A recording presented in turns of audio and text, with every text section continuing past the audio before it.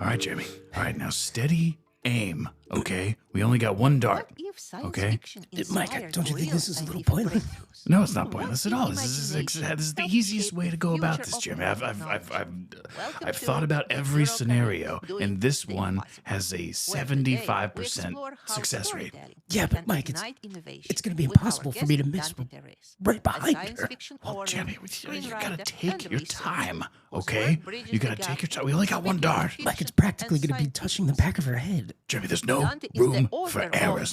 Now, oh, okay. Oh, she went down fast. Well, it was built for elephants. Italian elephants. There's probably not going to be any permanent damage. Probably. She hit her head pretty hard on the ground when she went down, Mike.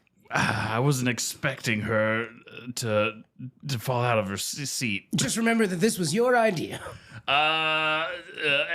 Jamie, help me get her back into the chair. Help me get her back into the chair. Italy's beautiful this time. It is. It really is. Gorgeous white beaches. All right, Jamie, let's tie her up in case she wakes up. I know during the procedure. All I brought was duct tape. All right, good. All right. Now, Jamie, I have acquired some Neurolinks. The Elon Musk? Yes. I have acquired some Neurolinks, and that's going to allow us to penetrate her brain, get inside the mind of the podcaster of the podcast that we're stealing here today, Neurocareers. Is that why you're the head of the Elon Musk fan club? To get this access to the Neuralink? No. I did that because he's just such a cool guy. You would keep talking to me and telling me how great he is, but all right. He's a great guy. Neurocareers, Jeremy, doing the impossible. And we'll be doing the impossible today by using new technology to do something that it's probably not meant to do and see how far it can go. Do you have the instructions? Do you know how to install Neuralink? What? No, I thought you just kind of, Like through the eye? Here, I'll hold her eyes open. No, not the eyes, Jeremy. No. Oh, why? No. Jeremy, stop playing with her eyeballs. Look, she's blinking at you, Mike. Oh, her eyes are turning red. Stop it. Look, she's flirting with you, Mike. No, Jeremy, I have a scalpel here. I'm going to make a small incision. Okay? And then I have this drill. See? Mike, you can't just cut into the... Stop playing with her eyes. I'm sorry. You can't just cut into her body like that, Mike. Well, Jeremy, I have to implant this Neuralink. It's not even a sterile environment. Jeremy, I poured whiskey on all the tools. Oh, perfect. Okay, so here we go. Two-cycle powered scalpel. Well, I did the scalpel first. That was the drill. Oh. It's like the Saw movie. Okay. Right? So, oh, God. Okay, that's a lot of blood. Oh, Jeremy, that is a lot of blood. Oh, you shouldn't have done that. Okay, well, just kind of finger it in there. Yeah. Stop playing with her eyes. It's the only thing making me feel better. All right, I brought some clot, blood clot goo. Just kind of shoved into her brain. I don't like this at all. All right, and then I think it just Bluetooth connects to my phone. I think is what happens. Wait, can I also connect at the same time? Yeah. We can make her do different stuff. Oh, hey, Jeremy, you know what I could do? I could just play tired radio directly into her brain. Hold on. Wait, Mike, press play. Yep. I can hear it. Ever so faintly. Hold on. Let me get her mouth open. Open her mouth. Oh, that's not tired radio. That's mariachi music. It's my favorite kind of music. All right, Jeremy, and then I just press this button here. Oh, she's tap dancing. Oh, beautiful form. Oh, you think you can outdo me? Jeremy, you're so spry. Yeah, she's much better than me, Mike. Yeah, she's good. She's moving way faster. AI's gonna take over tap. Yeah, this Neuralink is great. Yeah, God bless you, Elon Musk.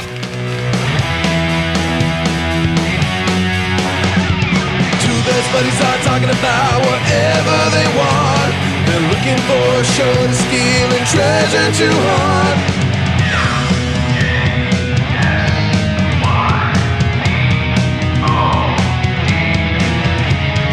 Michael and Jeremy steal your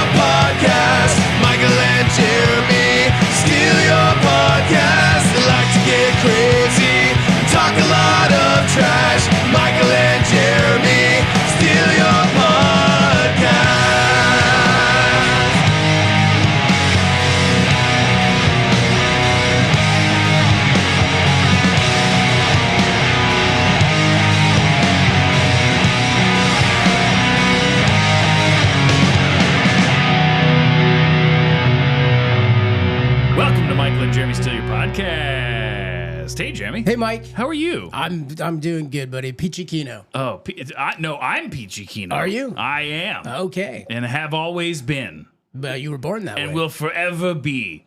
They're your pronouns. Yep, I identify as Peachy Kino. So that is what you will refer to me as. But Jeremy, Neurocareers, making something about a better future. Oh. Doing things, brains, complicated stuff. I barely understand my own brain. Sounds like it. So we're here to dive in to whatever we can think of in regards to neuro. We're going to get all up in that brain. We're going to get inside of it, wiggle around. Going to give each other brain. And we have a guest here today. Jeremy, right next to you. I love guests. Dressed as a ghost. It's Hannah. Hello. Hi, Hannah. Welcome to the show. Thanks, guys. It's great to be here.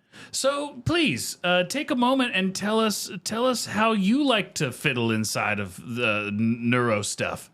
Right. Okay. I don't want to disappoint you because I'm very, very frightened that you think that you've ended up with a brain surgeon. No, I'm God, not a no. brain surgeon. No. That's what Mike told me. He said, can- we have a brain surgeon coming on. No, I never thought you were a brain surgeon at all. Don't you work for Neuralink?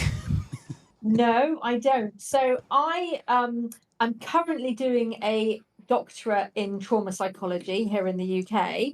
And I've worked as a therapist for quite a long time. Brains. But one of the things that I'm brains. One of the things I'm really interested in is how our brains and the chemicals that are released in our brains can influence the way that we behave, just in terms of things like addictions, compulsive behaviors, and habits, actually.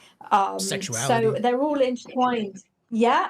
Well, I've been writing a book recently, actually, about pornography, come to mention sexuality. Hell yeah. And a lot of that is all around... It's a picture book. It's a picture book. A lot of that is all around Leonard Nimoy. the chemical release that we experience after orgasm, basically. So it's really, really interesting. It's a great field to be working in. And my other area of expertise is around food and the causation of certain chemicals in the brain that are released after eating ultra-processed foods as well. So your so your research includes eating a lot of food and having a lot of sex. Yeah, sex and food, definitely. I didn't know that I was a brain researcher. We got the greatest guest of all time, Jimmy.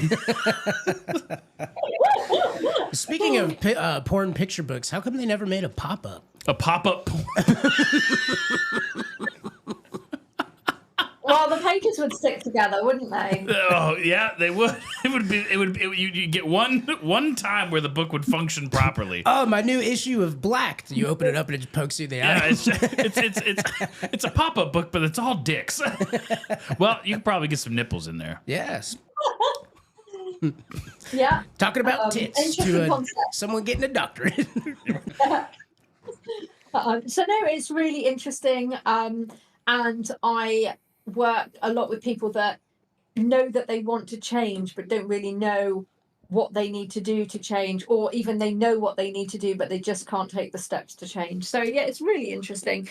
And they're in the States.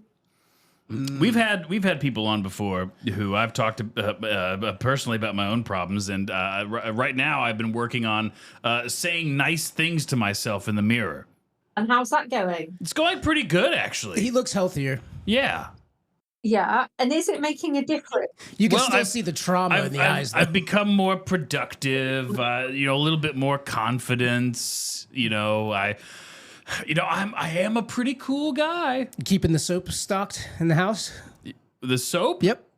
There's soap in there. There's soap in the house? Absolutely. Good. Several different types. You're doing it. Well, yeah, that definitely helps. And when we will tell ourselves things, the self-talk, that little voice in your head, we will say things to ourselves that we would never say to somebody else, in terms of, you're not very good, or you're useless, or, you could look better. And we would never say those things to somebody else, but so often I say it all the time. Say those. Yeah, hey, right? take your glasses And off, you'd be prettier. It's a really hard habit to break if it's something that's just become something that you do without thinking about it, those kind of subconsciously. So yeah, keep going with it. Well, let's talk more. I am very interested in the psychology of food and how it affects the human brain. They say, you know, like fast food is basically built and designed in a lab to make people addicted to it. You're absolutely right there. In fact, most food that is produced in factories will go through really stringent testing. So it has the right level of, I think it's sugar, salt, and fat to make you want more. So you have a scoop of Ben and Jerry's and you're going to end up eating half the pot or the whole pot. You wouldn't do that with a bowl of lentils. Well, see, Mike buys Ben and Jerry's and then throws it away. He just does it to support Ben I and do. Jerry's. I do that with hummus. Oh, do you? Well, that's a good sign then, isn't it? You do it with hummus. It is really interesting how so many of the kind of the issues that people are experiencing now can be attributed to the chemicals in food. And there's emerging research to say that, you know, there are links between chemicals in ultra processed food and people experiencing feelings of anxiety. So there's a huge correlation between people who, well, like similarly with cigarettes, people will smoke cigarettes to calm down, unwind, but it has the opposite effect. So you're saying that like people will eat food, comfort food in a sense, like people would classify these certain foods as comfort foods and then become more anxious is what you're saying. Yeah, absolutely. And emerging science called nutri-psychiatry, and it's all around the link between consumption of ultra-processed foods and general levels of mental health and well-being, and the link between how certain chemicals in foods affect the way that we feel. Yeah, but Lunchables are delicious. They are, and they are designed to be delicious. They're designed to make you want to walk into the store and see them and buy them. I buy one every time I go to the store. Lunchables? They're delicious, Mike. Yeah, that's an ingrained habit, but you know they are designed for 5-year-olds, don't you? I don't eat them, I just buy them.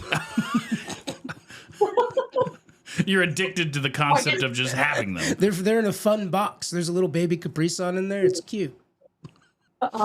So yeah, I mean, there are lots and lots of things that people can quite subtly get addicted to, as it were, and food is one of them. You know, these habits don't really start overnight in the way that they would with particular drugs, but they'll start subtly and gradually, and then before long, they've become a habit, and then a compulsion, and then an addiction.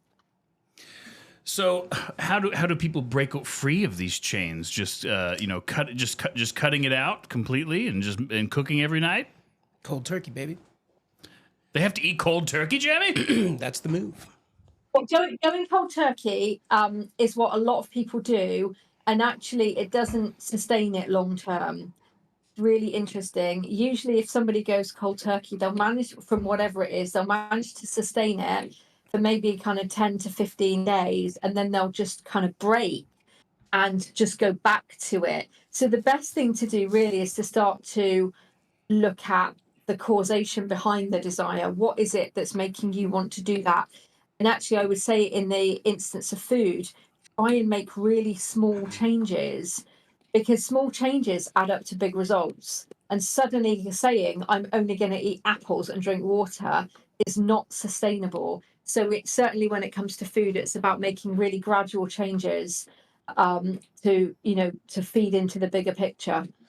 So what you're saying is that I smoke cigarettes so much, it's probably because I saw my step-grandfather naked. And to fix that, I should stop going to Russian bathhouses. Do you know, there are traditionally, behind any kind of, as it were, dysfunctional or unwanted behavior, it's traditionally been attributed to either trauma issues or well, yeah, it was bigger than mine. Well, that would be traumatic depending on how old you are. So yeah, traditionally it's been trauma and attachment, and actually the new kid on the block is all around opportunity. You know, now we can press a button and we can get food delivered to our houses. We can press a button on our phone and get alcohol delivered to our houses. We can get anything we want within a couple of hours. So we've also lost that ability to wait, and it's all about instant gratification. It's turned everyone into little monarchs. It's a YOLO We're just all little kings and queens. We could just get whatever we want. from anywhere around the world. Yeah, and we've lost that ability to wait and to enjoy the satisfaction that you get from waiting for whatever it is. Well, that's why I practice edging. Well, I've been waiting for sex for 5 years. On purpose? Nope. But I'm a patient man, and the day that it happens is going to be great. All 2 minutes of it. It will be worth the wait, I'm sure. Yeah, he's quite the catch, this Mike. Girthy. Imagine. Girthy boy. What?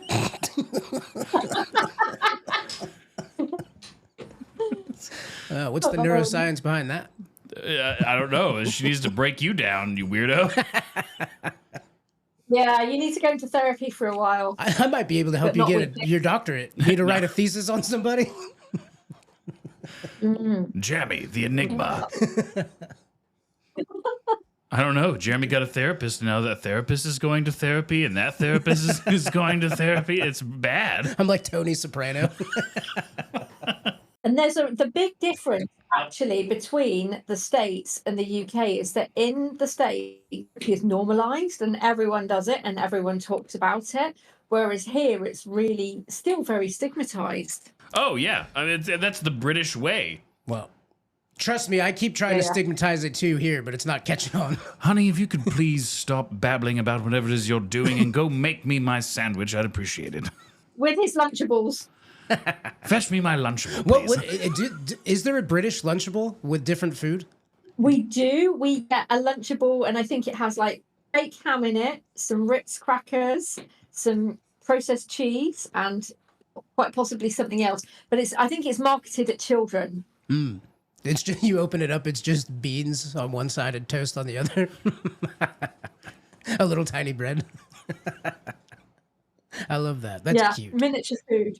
I like miniature food. It's fun. I like the YouTube videos of them making tiny food in tiny kitchens with the tiny little knives and like the little oven with the candle in it. We're so cooked as a species. Yeah. I love it. People are making hundreds of thousands of dollars cooking with tiny utensils. Right? God bless the United States. Have you ever been to therapy, Mike? Well, I tried to go to couples counseling one time, which is sort of like therapy, but we didn't get very far. Did it play out like Monty Python? Did it play out? No, it played out like a Ben Stiller film. You didn't try and go to couples therapy on your own. No, that would have been wild. No. That's the move, though, is you set up the appointment and you don't tell your wife about it, and you go to the appointment for the first one and you go, I don't know, she didn't show up. And then the therapist just thinks she's the problem. Yeah. What about people who believe that they're in relationships with the ghosts of pirates or buildings? Do you think that they require a therapy from some sort of like mental problem, or should we just go ahead and say, well, they're obviously in a relationship with a ghost that we can't see, and just kind of go with it? I don't know. Do you throw heroin at a recovering heroin addict? Treat around it. One of my favorite shows on TV is an American show called My Strange Addiction. And I think there are a couple of episodes where I think there's a chap that's in love with his car, and he goes onto the driveway and he has intimacy with his car. That's quite an interesting episode to watch. And I think that in society now, people are having relationships with inanimate objects and all sorts of things, but there are online communities to support that and to normalize that behavior. The AI girlfriends and stuff. I'm sorry, I'm stuck on this car guy. Does he use the glove box or the tailpipe? The tailpipe is probably a special night. They don't actually show them. I'm sure that they cut those bits out, but there's lots and lots of kissing of the bonnet. Ooh. Is that UK slang for the hood? Yeah. The hood. Yeah, the hood. Yeah. But the hood in the UK was something entirely different.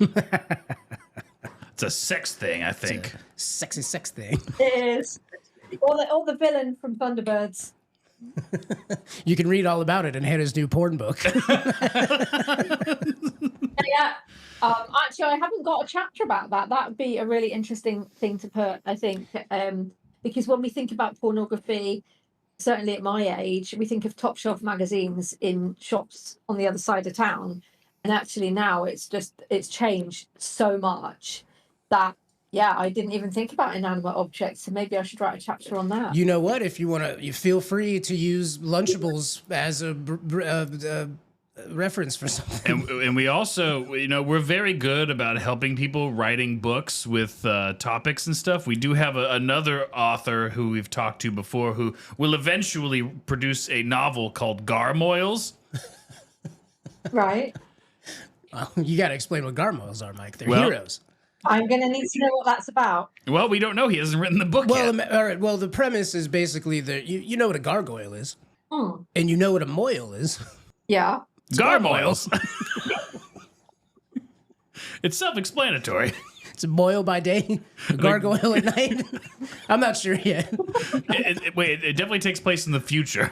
But he's old school and still uses his teeth, though. Nom, nom, nom, nom, nom, nom. Oh, look forward to seeing that on the bookcase then. I hope your porn book has, like, Chapter 12, Lunchables. Chapter 12, Lunchables. It made me feel so good. It's interesting because when you first mentioned Lunchables, you did so in the context of leading me to believe that it was around enjoying them as a food product, and it sounds very much like it's perhaps a sexual thing. Yes, it's becoming more and more sexual, Jamie. I do prefer the deep dish pizza Lunchable. Okay, I don't think we have those in the UK. They're like a bowl. They got more room. Okay. So Jamie fucks Lunchables. I didn't say that, Mike. It's deeper than that. They understand me. You didn't know you were signing up for this hand. I apologize.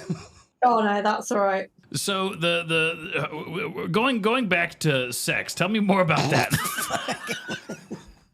Sex and food, baby. How are you working into the psychology of orgasms? Like how it affects the human brain and all that.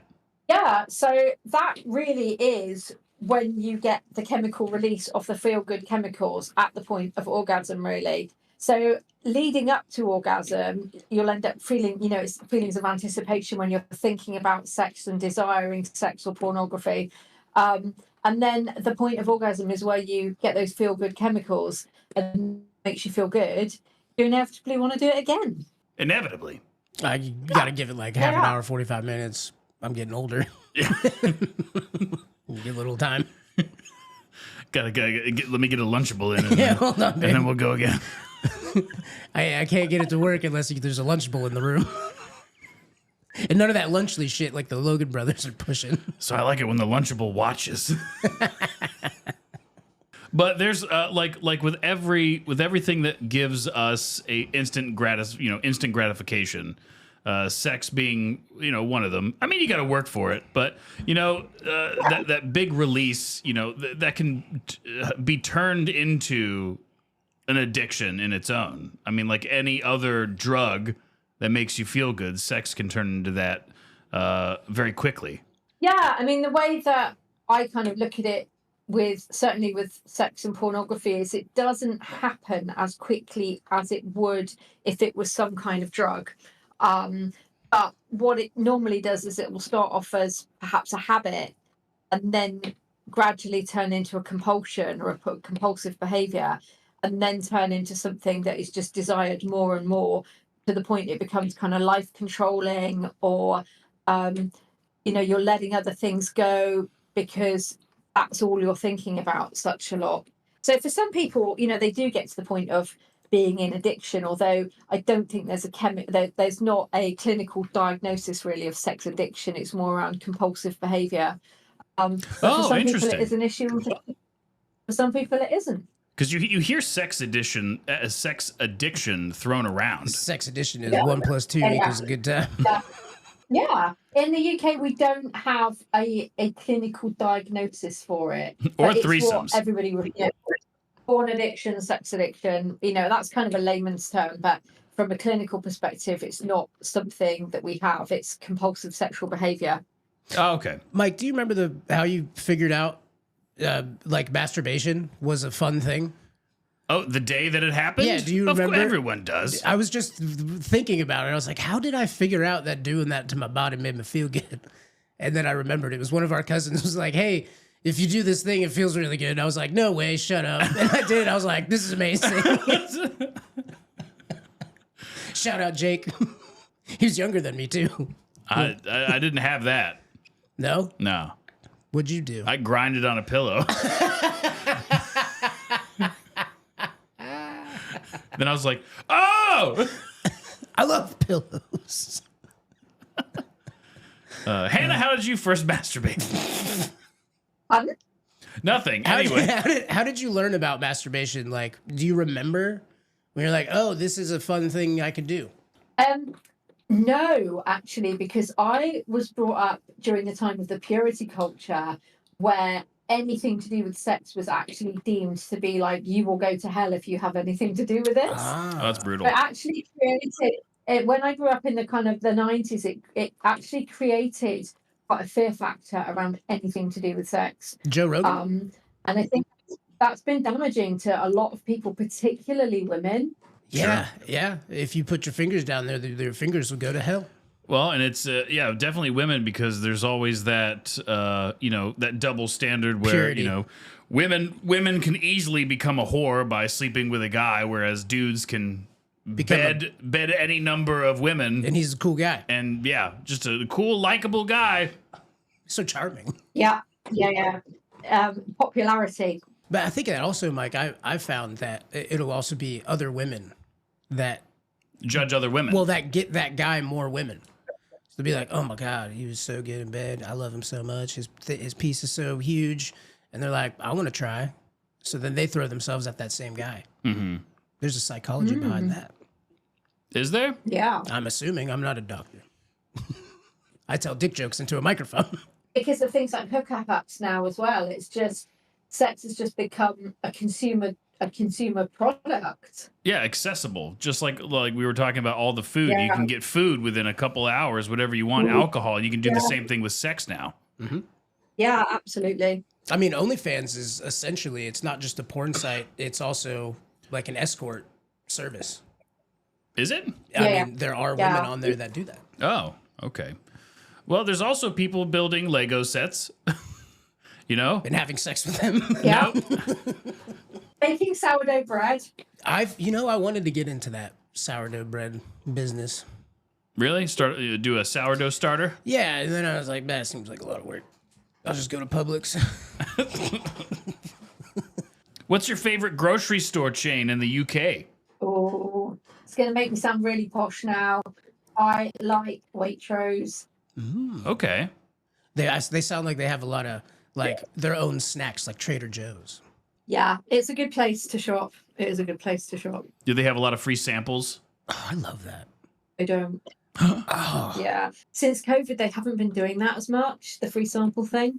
You guys went pretty hard for COVID, right? As a whole? Yeah. Yeah.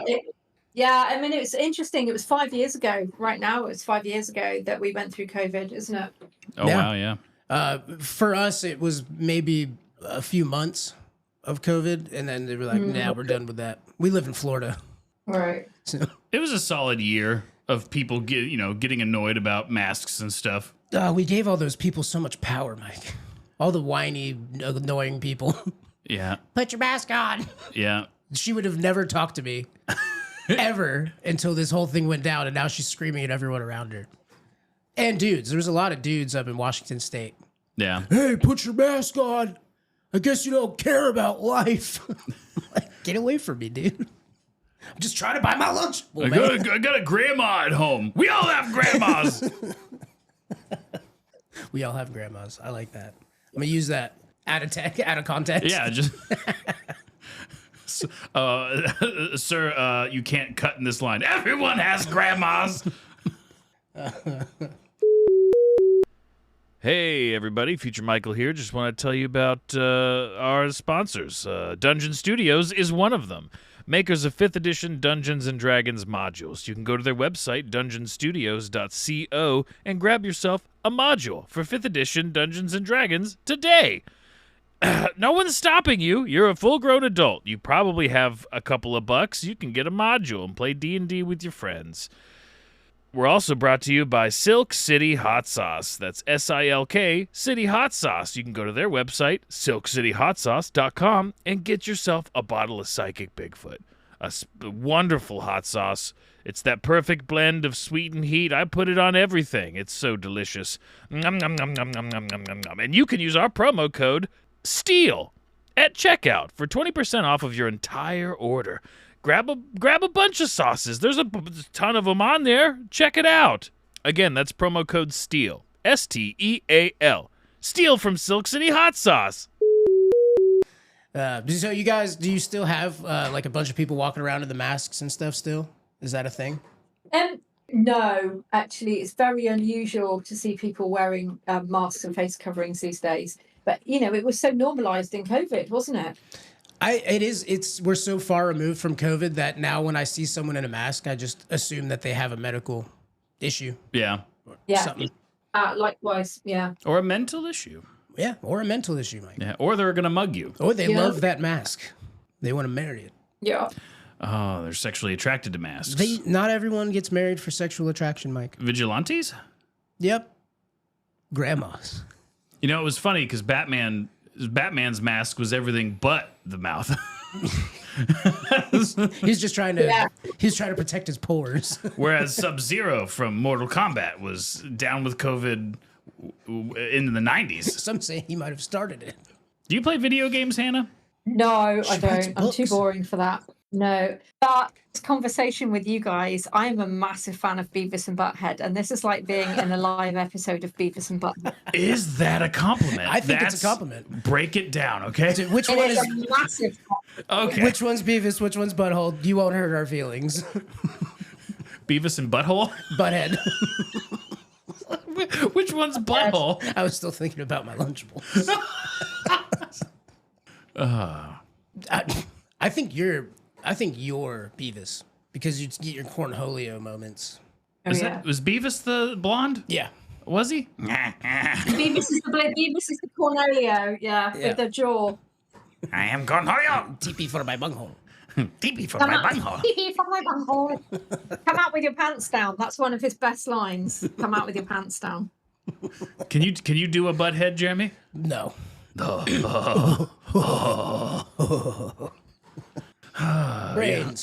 Brains. They're all inside. Everyone's got one. Everyone has one, but they're not all the same. No, they're all very different, and they all have their own horrible afflictions.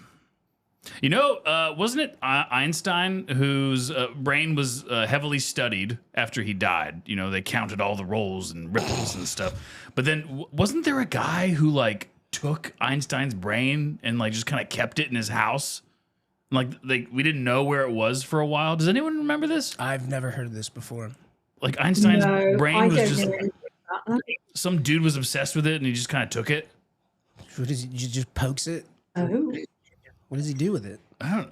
I could have sworn there was an Einstein brain debacle.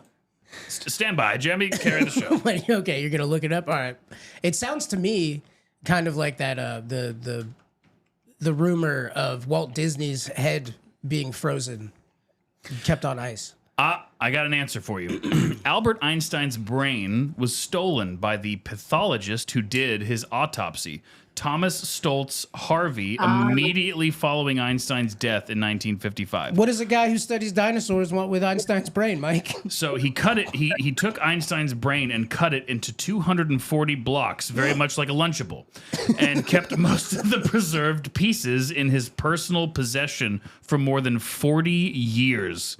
He thought he was going to get his brain power by osmosis. He kept Einstein's brain because he was a weirdo. It was my strange addiction. He tries to pay with it like it's currency. 240 bite-sized blocks of Einstein's brain. It's the first Bitcoin. Hey, if you told me Lunchables were made out of Einstein's brain, I'll still buy them.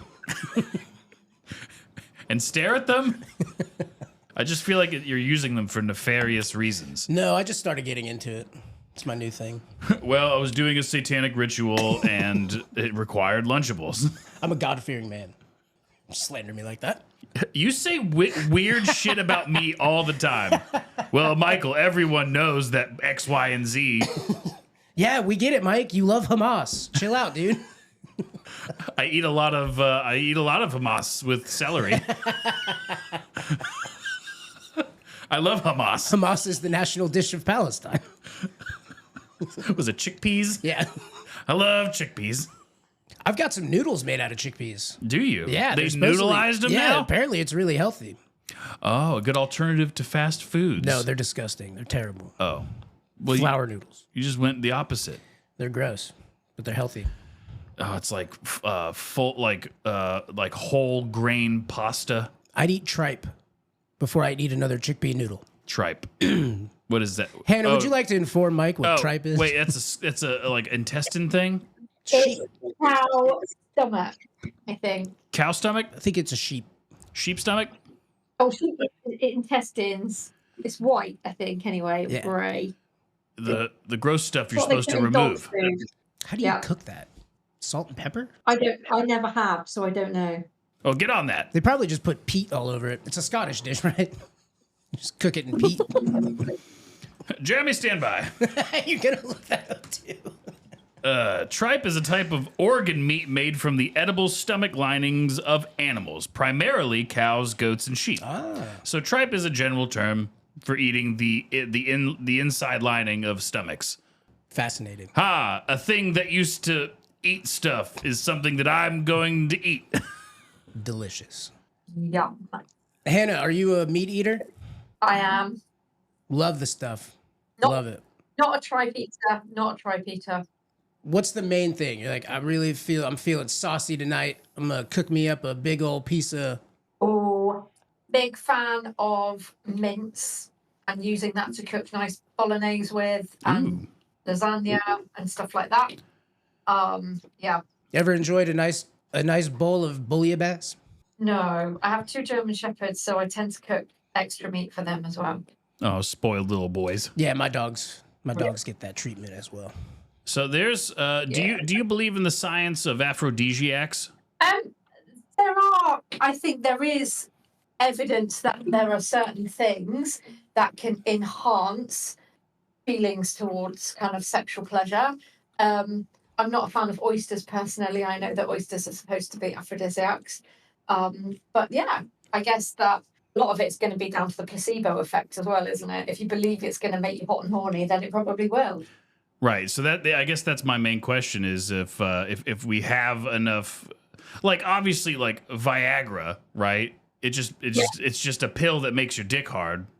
I think it just kind of forces the blood flow down there. Blood flow. So is that inherent in foods, and do they count that as the aphrodisiac properties, or are they saying, you know, it's going to have a psychological effect on you when it comes to having sex?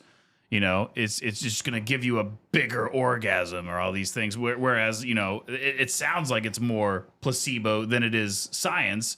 So even Hannah's describing, you know, oysters, they're supposed to be an aphrodisiac. Yeah. So it's things like oysters, I think figs and chocolate and pomegranates and even chilies and things like that. Now, obviously Viagra is produced chemically and will, like you said, it's all about increasing the blood flow, isn't it? There's other stuff too, like crazy ones, like giraffe feet. The 3 penis wine?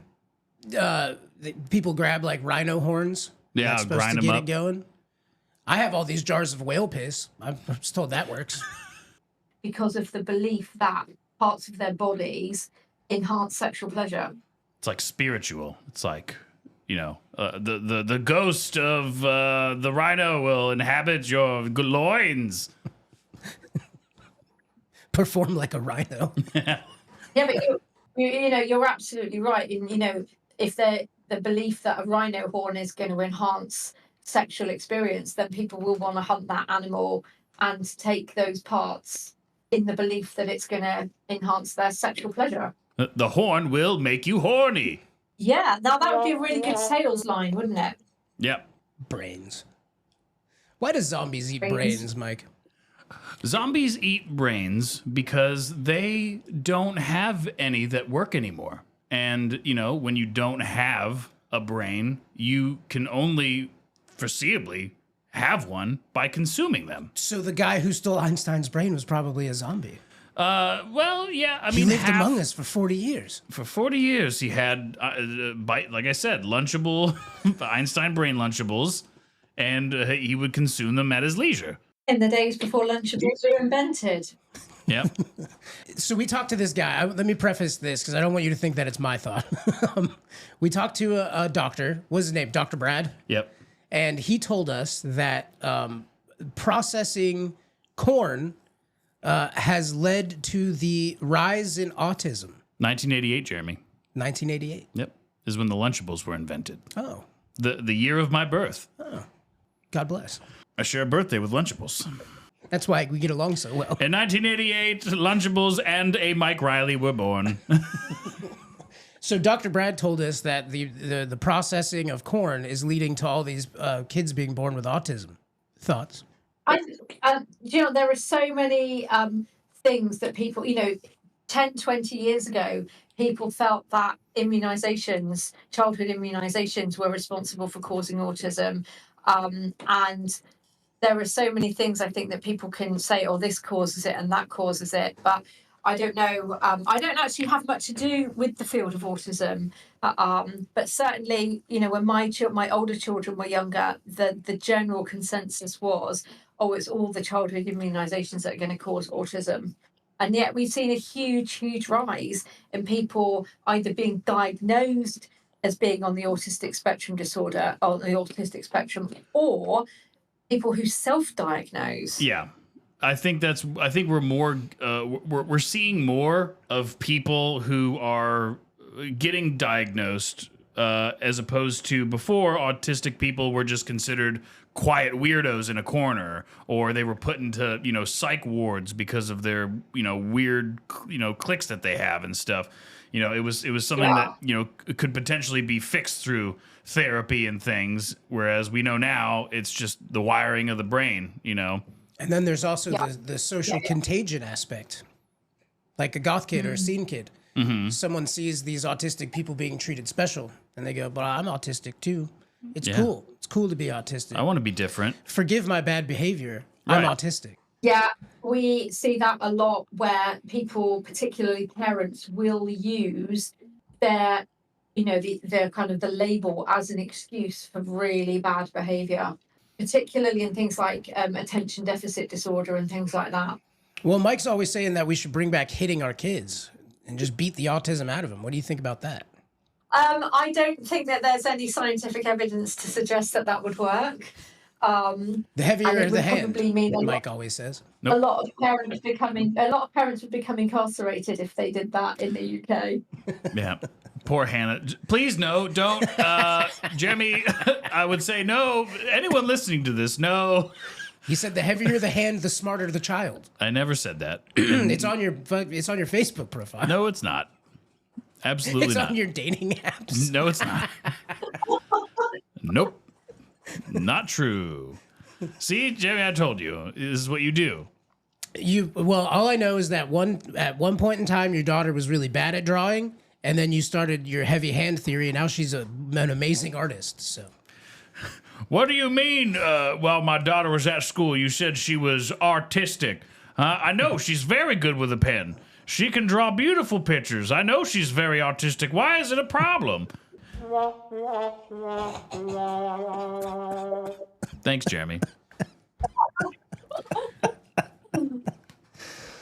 Well, Hannah, thank you so much for joining us today. We've really appreciated having this chat. Thank you for answering the call to talk to us about brain stuff as we steal the Neurocareers podcast with Dr. K.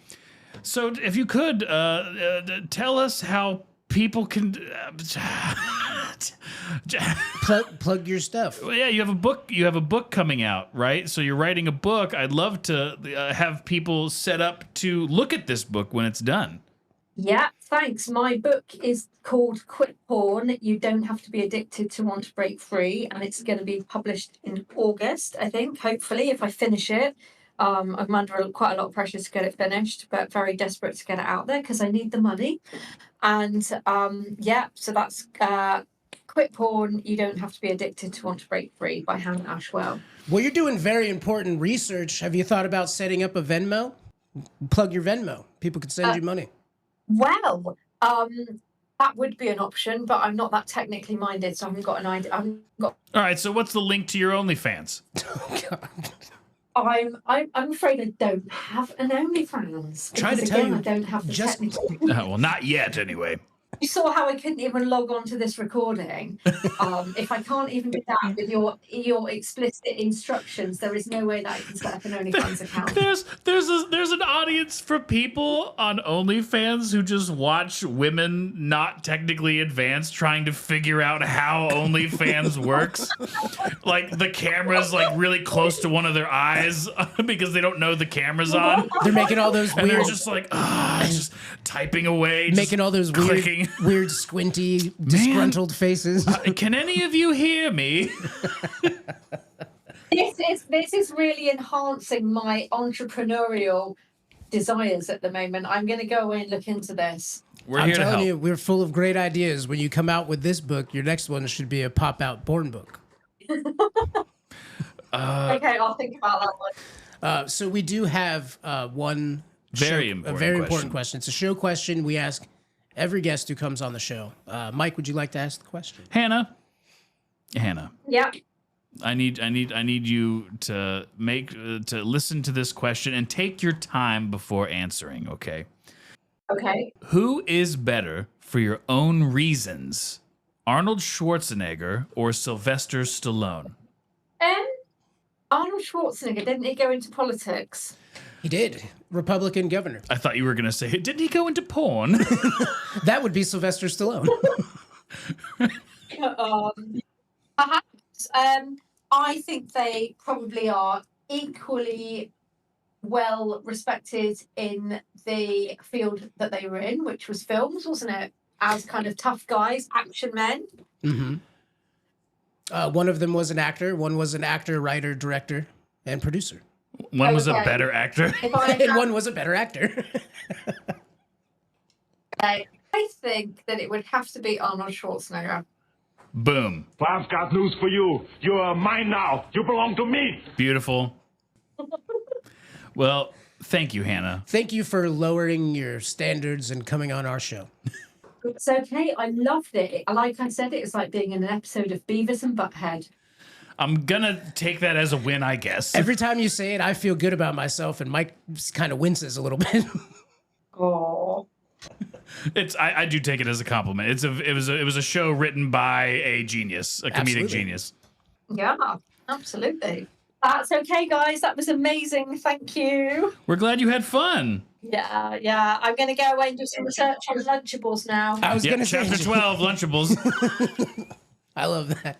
You can find our inspiration or our influence in her new porn book.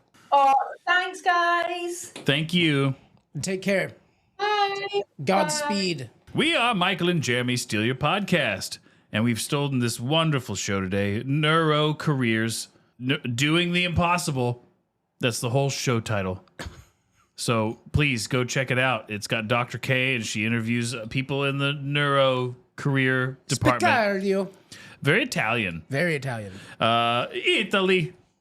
I was thinking about doing the Italian accent during the episode, but I didn't want to hurt Dr. K's feelings. Yeah. Doing some good stuff, talking about some important things out there. So check them out. We really did, on this episode, tackle all the important... We really did, Jeremy. Topics. Surprisingly. We do it every time. And you know what? If you want to get involved, if you have a podcast that you want us to steal, shoot us an email. It's UHJYEAH at MJSYPod, MJSYPOD.com. That wasn't very ladylike. We have a phone number. It's 903 287 0660, and you can call and leave a voicemail or a text message, and we'll play it on the show. I wish people did that. They don't utilize it. Not nearly as much as they should. I mean, I would love the opportunity to just call a phone number and just say something ridiculous with no context, and then they have to play it? We do have to play it. Obligatorily. Without ever screening it. Just play it. That's right. Raw. And then you get the reaction at the time that we play it. I want to research porn and food. Jeremy, you're an American. It is your right as an American to do that whenever you want. It is my unalienable right to study porn and food. That's right. And you can go on our Discord. You can join our Discord, our new revamped Discord that works now sometimes. Got some bugs to work out with the new server, but, hop on in. Say hello. Become a member. Become a Majizzy. It's a fun place. It's a fun place where Our people Discord, talk. We don't mute anybody or censor anybody. And I know Discord has a bad rap, and it's probably well-deserved. But we use Discord, and ours is fun. No muting. Say what you want. Yeah, but be nice. Whatever. Don't be a douchebag. You can be whatever you want to be.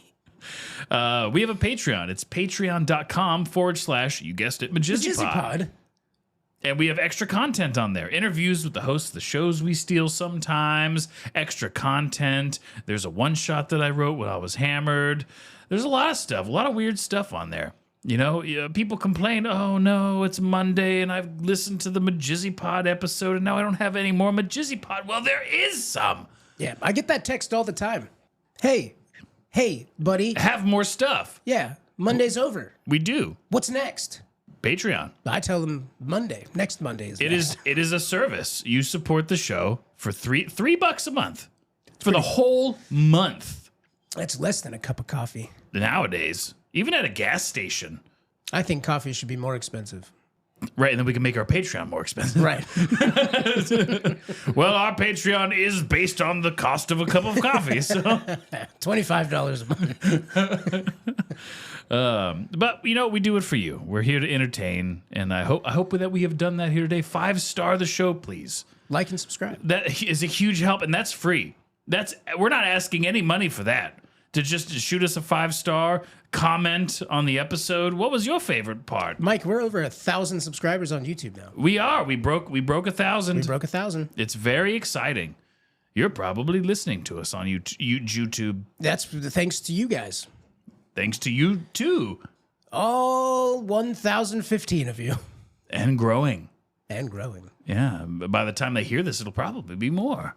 1,016 at least. It might go down. It might be less by the time you hear it. Next week, we're in the gutter. Help! Help, we're drowning. But we appreciate you, Majizzies. Maybe I should stop promoting to war-torn areas. No.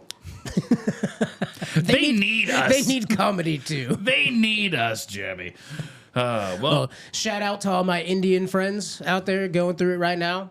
Even, you know what, Pakistan and China. Shout out to all you listeners, too. We don't have any listeners in China. Oh, I don't think they're allowed. I don't think they would be allowed to listen to us. Yeah. No. All the bad things you say about the CCP. What? I don't even know what that I'm going to is. start it. You're going to be investigated by the Communist Chinese Party. Is that a channel on the... Yeah, it is. It is? Oh, okay. Yeah, all they have on there is Winnie the Pooh. Sorry, Xi Jinping. Anyway. Enjoy your paper tiger war. All right, Jeremy, I love you. I love you too, buddy. Peace. Bye. Michael and Jeremy, steal your podcast. Michael and Jeremy, steal your podcast. They like to get crazy, talk a lot of trash. Michael and Jeremy, steal your podcast.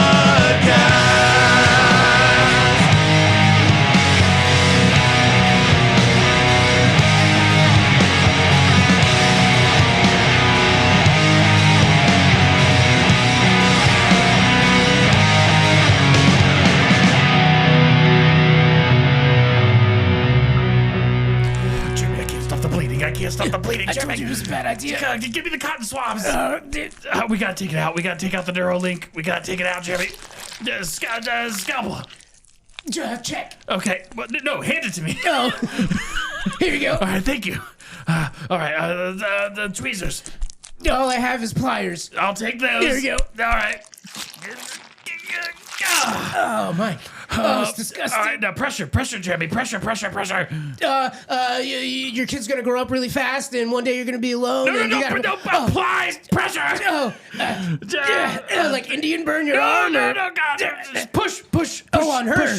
Push. Okay. It's so warm. All right, Jeremy. All right, now I think you just gotta sit there for a couple hours.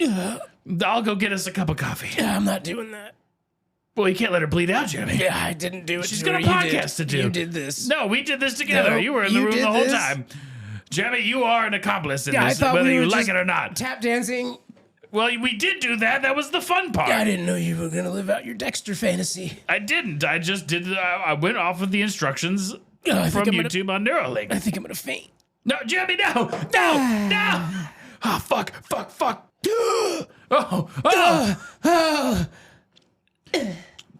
Oh, fuck.